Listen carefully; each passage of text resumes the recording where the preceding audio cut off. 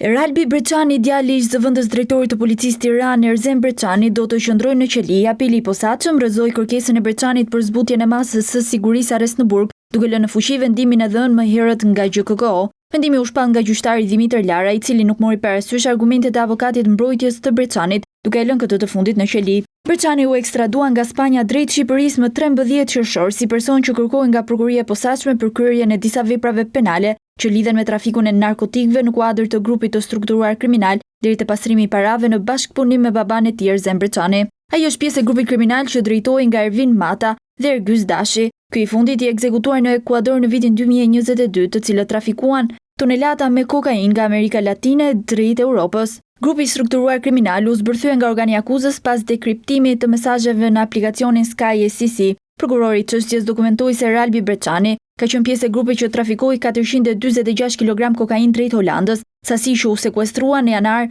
të vitit 2021. Trafikimi i kësaj sësie sipas prokurorisë u krye në bashkëpunim me Ismail Zenelin e Besmir Murtatin. Paratë që Eralbi Breçani përfitonte nga ky aktivitet kriminal pastroheshin në Shqipëri nga babai i tij. Ky i fundit me veprime aktive të kundërligjshme ka administruar dhe futur në qarkullim të ardhurat e përfituara nga droga, me qëllim mbulimin e vërtetë të origjinës së tyre.